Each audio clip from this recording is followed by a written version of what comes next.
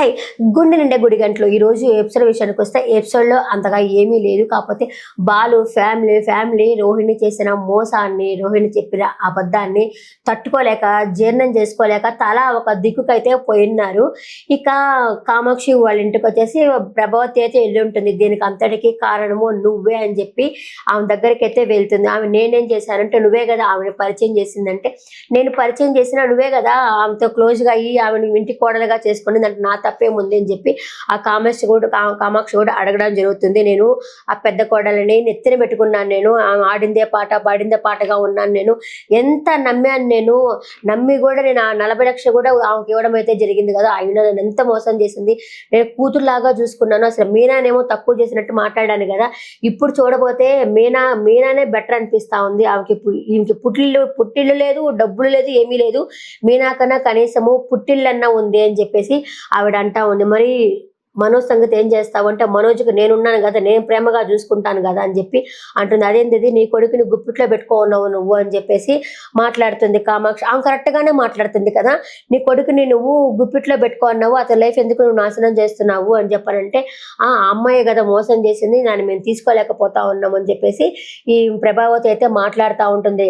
మళ్ళీ మొదటికి వస్తుంది ఈ కామాక్షికి అయితే చెవులో నుంచి బ్లడ్ కూడా వస్తుంది. విని విని విని సరే నువ్వు ఇక ఇంటికి వెళ్ళావంటే, నేను ఇంటికి వెళ్ళి బాలు వాళ్ళకి నా మొహం చూపించలేను, ఎందుకంటే ఇప్పుడు నేను చులకనగా చేసి మాట్లాడాను కదా, ఇప్పుడు వాళ్ళు నన్ను బాగా ఆడుకుంటారు, నేను పోనంటే పోను నేను అని చెప్పేసి అయితే కూర్చుంటుంది.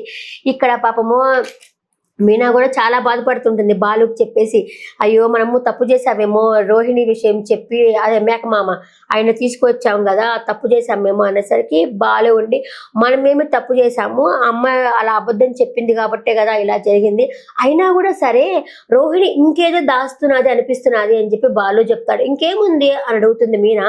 కాదు లైఫ్లో ఇంకా ఏదో ఉంది అంటే, ఇదే కదా ఉండేది, డబ్బు లేదు, కుటుంబం లేదు అని చెప్పి, పుట్టిన లేదు అని చెప్పి తెలిసింది కదా మనకి, పుట్టినిల్లు లేదని చెప్పి తెలిసింది కదా మనకి అని చెప్పి అంటే, ఇంకా ఏదో ఉంది అని చెప్పేసి మాట్లాడుతుంటే, మనం ఏమైతే ఏం తప్పు చేయలేదులే అంటే, ఇంకా మీనా వచ్చేసి అత్తయ్య గారు ఉంటే ఏదో ఒకటి అరుస్తూ ఉండేవాళ్ళు, ఇప్పుడు నేను వంట చేసినా కూడా బాగా తినేవాళ్ళు కూడా ఎవరు లేరు అంటే, ఇంకా బాలు ఉండి నాకు వడ్డించు, నేను తింటాను, నాకు పెట్టు ప్రేమగా అని చెప్పేసి అంటాడు. కాదు ఇల్లంతా బోసిపోయింది అని చెప్పి మాట్లాడుతూ ఉంటుంది అనమాట. ఇంకా అక్కడికి శృతి వాళ్ళు కూడా వస్తారు. శృతి వాళ్ళు వచ్చి రోహిణి ఇలా చేసి ఉండకూడదు అని చెప్పి వాళ్ళు అంటారు. అదే ఇప్పుడు బాలు కూడా అదే మాట్లాడుతూ ఉన్నారు అని చెప్పేసి తనైతే అంటుంది. సరే ఇంకా ఆమె ఎక్కడికి పోయింది రోహిణి అని చెప్పి మాట్లాడుకుంటే, ఇది విద్యా వాళ్ళ ఇంటికి ఏమైనా పోయి ఉంటుందేమోలే, తనకున్న ఒక్కగానొక్క ఫ్రెండే కదా తను, కనీసం వాళ్ళు మనోజ్ తన చెప్పుండాల్సిందే రోహిణి అని చెప్పి మాట్లాడుకుంటాను. నేను అనుకుంటుంది కూడా అదే, కనీసం హస్బెండ్తో అయినా సరే పలానా విషయం చెప్పుంటే అతనైనా సపోర్ట్ చేసి ఉండేవాళ్ళు కదా, అతనికి కూడా చెప్పలేదు, అతను కూడా మోసం చేసింది, డబ్బు ఉంది అని చెప్పింది, మోసం చేసింది, అది వాళ్ళ పాపం జీర్ణించుకోలేకపోతా ఉన్నా. అది కూడా కాకుండా మీనా వాళ్ళని అంతలేసి మాట్లాడింది రోహిణి వచ్చేసి.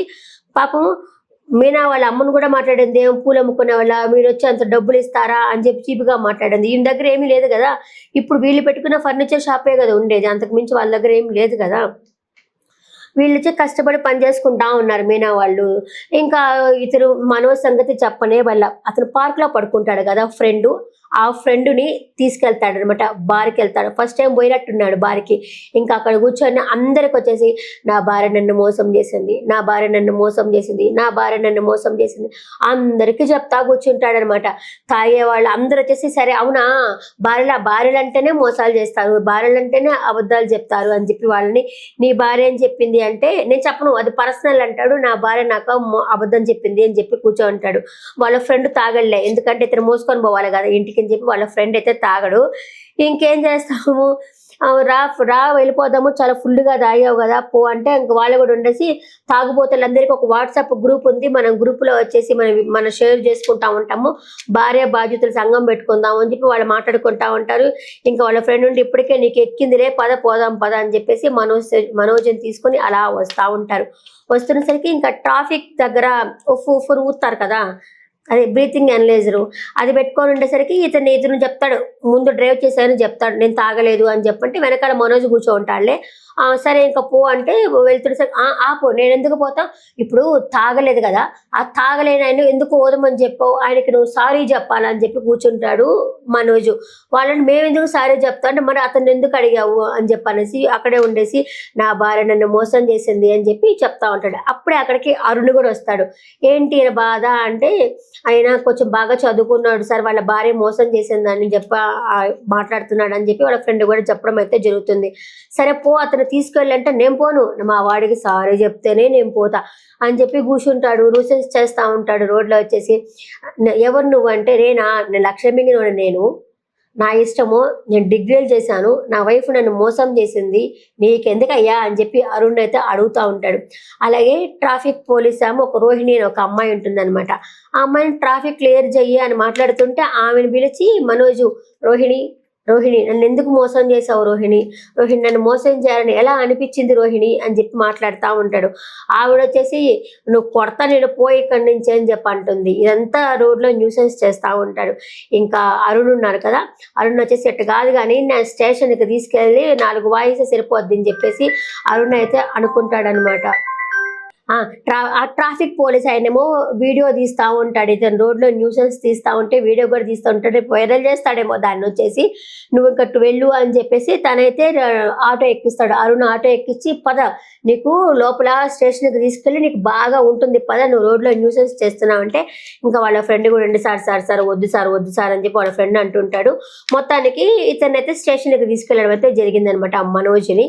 ఇంకా వీళ్ళు మాట్లాడుకుంటూ ఉంటారు కదా బాలు వాళ్ళు, ఇదంతటి సమస్యకి పరిష్కారం జరగాలి అనుకుంటే ఆ షీలా డార్లింగ్ రావడం బెటరు, అదే అమ్మమ్మ రావడం బెటర్, నాయనమ్మ కదా, నాయనమ్మ వస్తే బెటరు, ఈ సమస్యకు అన్నిటికీ పరిష్కారం అవుతుంది అని చెప్పి మాట్లాడుకుంటూ ఉంటారు. ఇంకా